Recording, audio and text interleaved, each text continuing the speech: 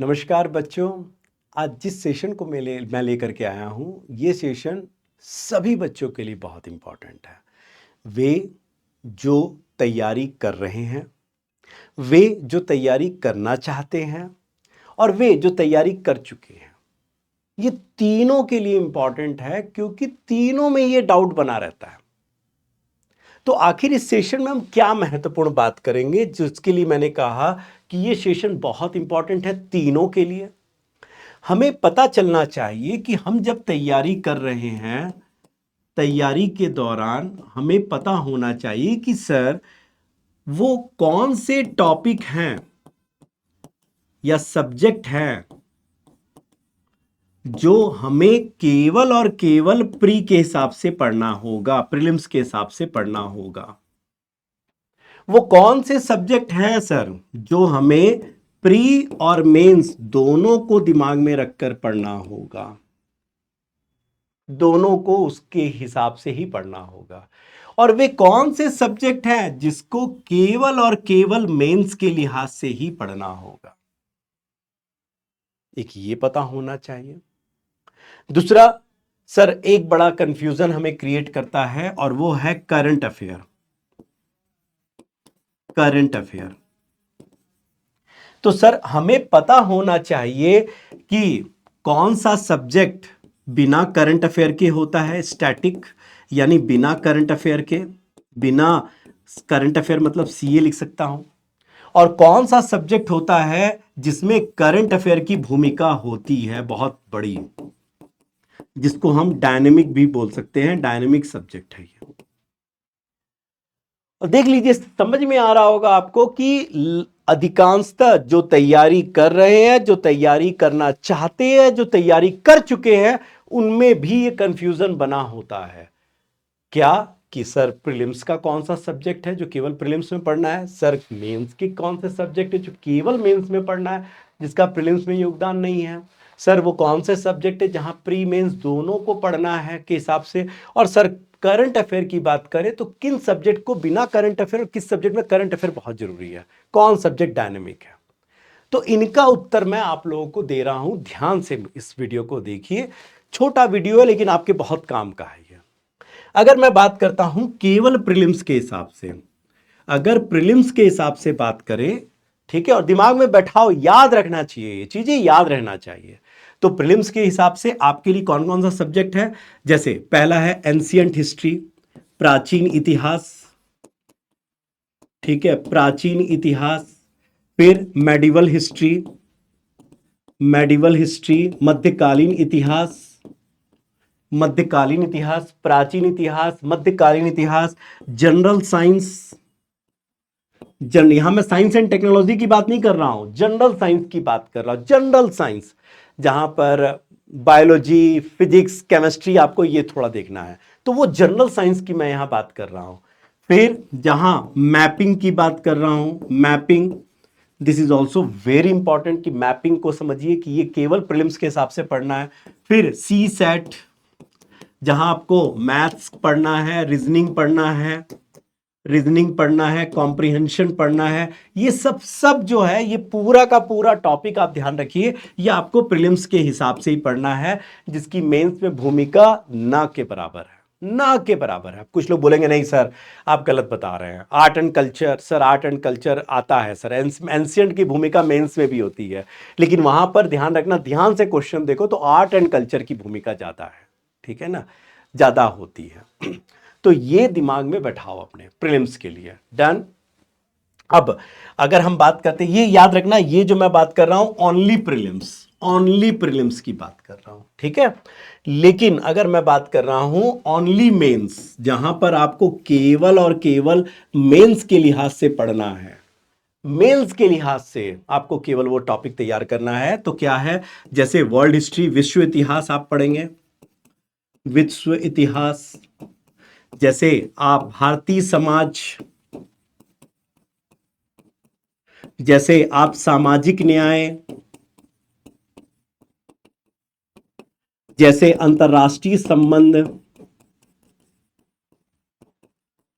अब यहां पर कुछ बच्चे बोलना शुरू कर देंगे, सर नो नो नो, अंतर्राष्ट्रीय संबंध तो प्री में बहुत पूछा जाता है सर, आप देखते ही नहीं, इसका मतलब आप क्वेश्चन ही नहीं देखे हैं।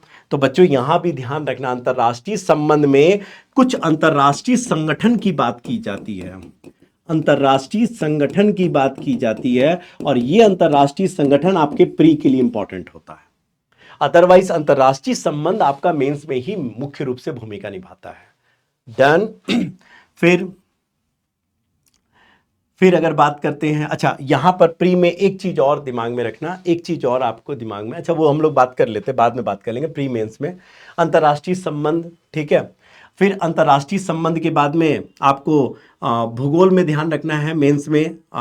भूगोल में अगर बात करते हैं तो भूगोल में सबसे बड़ी भूमिका आप देखिए इन्वायरमेंट एंड इकोलॉजी, ठीक है, वो तो आपके पीटी में भी इंपॉर्टेंट होगा। फिर आप ये देखिए निबंध की बात करते हैं, निबंध है, ठीक है। फिर आंतरिक सुरक्षा इसकी बात करें तो ये मेंस का ही केवल टॉपिक है।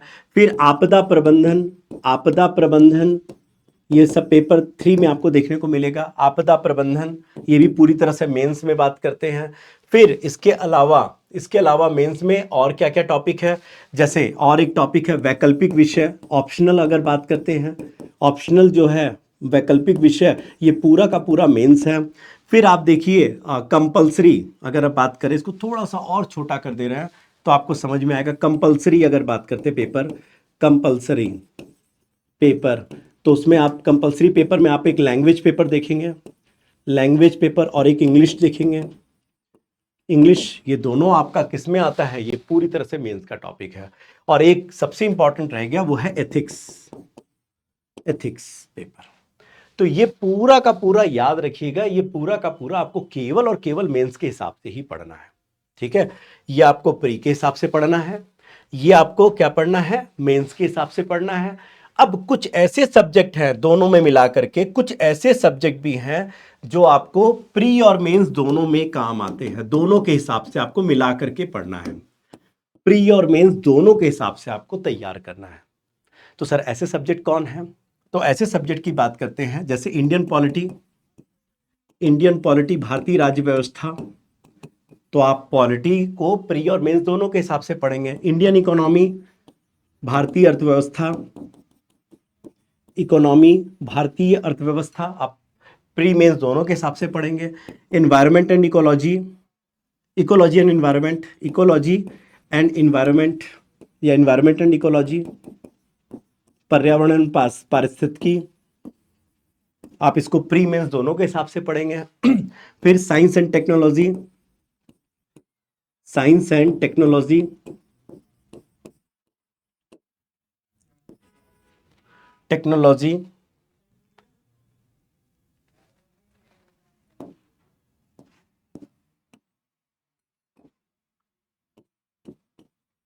टेक्नोलॉजी इसको भी आप प्री मेंस के हिसाब से पढ़ेंगे। फिर आप इंडियन ज्योग्राफी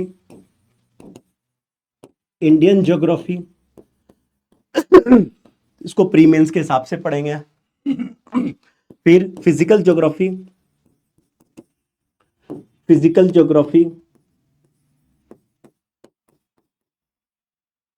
ठीक है ना, भौतिक भूगोल, भारतीय भूगोल, दोनों आप क्या करेंगे, प्री मेंस के हिसाब से पढ़ेंगे, आप प्री मेंस के हिसाब से पढ़ेंगे। फिर आप मॉडर्न हिस्ट्री, आधुनिक इतिहास प्री मेंस के हिसाब से पढ़ेंगे। फिर आर्ट एंड कल्चर आप क्या पढ़ेंगे, प्री मेंस के हिसाब से पढ़ेंगे, ठीक है। इसमें थोड़ा सा पार्ट आप एंशिएंट जोड़ सकते हैं, लेकिन एंशिएंट जोड़ना बेकार होगा, ये कहना यहां गलत हो जाएगा। मेनली ये आर्ट एंड कल्चर ही होता है मेंस में, आप देखते हैं तो, ठीक है।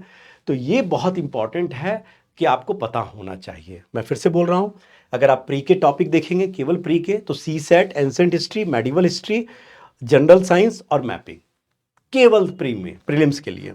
मेंस के लिए बात करें तो विश्व इतिहास, भारतीय समाज, सामाजिक न्याय, अंतर्राष्ट्रीय संबंध, निबंध, आंतरिक सुरक्षा, आपदा प्रबंधन, वैकल्पिक विषय, कंपल्सरी पेपर और एथिक्स। और अगर आप प्री और मेंस दोनों के हिसाब से बात करें तो इंडियन पॉलिटी, इंडियन इकोनॉमी, भारतीय अर्थव्यवस्था, पर्यावरण पारिस्थितिकी, साइंस एंड टेक्नोलॉजी, फिर इंडियन ज्योग्राफी, भारतीय भूगोल, फिजिकल ज्योग्राफी यानी भौतिक भूगोल, मॉडर्न हिस्ट्री, आधुनिक भारत, आर्ट एंड कल्चर, कला और संस्कृति। कुछ ऐसे सब्जेक्ट भी हैं जो आपको अब यहां पर आता है, सब्जेक्ट को हम लोग सब्जेक्ट को दो भागों में बांटते हैं। एक स्टैटिक, स्टैटिक का मतलब क्या हो गया, जिसमें करंट अफेयर का योगदान कम होता है, का योगदान अत्यंत कम, ना के बराबर। आप उसको बिना करंट अफेयर के भी पढ़ सकते हैं। और डायनेमिक, डायनेमिक का मतलब क्या हो गया, जहां पर बिना करंट अफेयर के काम नहीं चलेगा, जरूरी है, बिना करंट अफेयर के काम नहीं चलेगा, चलेगा ही नहीं। तो स्टैटिक में अगर बात करें तो स्टैटिक में क्या आ गया, वही प्राचीन भारत का इतिहास, इतिहास में बात करते हैं, इतिहास में तो यहां पर प्राचीन भारत का इतिहास, आप मध्यकालीन भारत का इतिहास, आप चाहें तो आधुनिक इतिहास। आधुनिक इतिहास का यह मतलब नहीं कि आज का इतिहास आपको बताना है, ठीक है, कल का इतिहास बताना है, जो बीत गया है उसकी बात ही करेंगे। आधुनिक इतिहास वो भी स्टैटिक में ही आता है, इतिहास में ये तीनों स्टैटिक में आता है। तो डायनेमिक कहां आता है, डायनेमिक आता है आर्ट एंड कल्चर, कला और संस्कृति को आप डायनेमिक में रखिए, कला और संस्कृति को आप डायनेमिक में रखिए, ठीक है। फिर भूगोल में अगर बात करें तो भारत का भूगोल,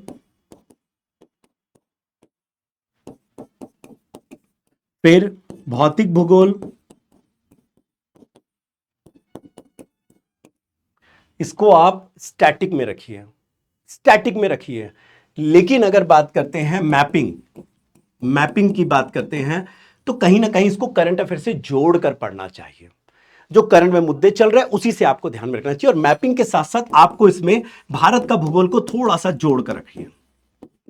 भारत का भूगोल का कुछ अंश आप समझ लीजिए कि डायनेमिक से आप पढ़ सकते हैं, जो करंट में चल रहा है उस पर बात कर रहा है, ठीक है, डन। फिर अगर हम लोग बात करते हैं पॉलिटी के बारे में बात करते हैं, पॉलिटी से संबंधित अगर बात करते हैं तो ध्यान रखिएगा, इंडियन पॉलिटी जो है वो पूरी तरह से डायनेमिक है, इंडियन पॉलिटी को करंट अफेयर से जोड़कर ही पढ़ना होगा। फिर इंडियन इकोनॉमी, इसको भी आप करंट अफेयर से एकदम जोड़कर ही पढ़ेंगे। फिर साइंस एंड टेक्नोलॉजी,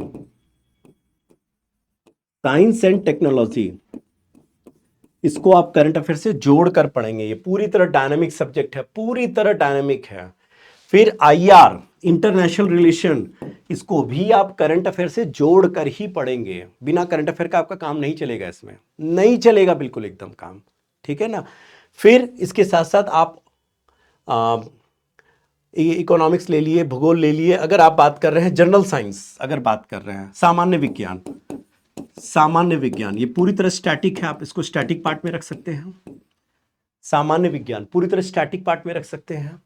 फिर स्टैटिक में आप CSAT पढ़ सकते हैं, CSAT भी बहुत ज़्यादा करंट अफेयर से नहीं जोड़ना है, उसमें आपको पूरी तरह से देखा जाए मैथ्स एक जो भी है रीजनिंग है, उसको आपको अगर आपने बढ़िया से प्रैक्टिस कर लिया, बनाए गए सम्स को अच्छे से कर लिया तो आपका काम हो जाएगा, उसको करंट अफेयर से कोई मतलब नहीं है।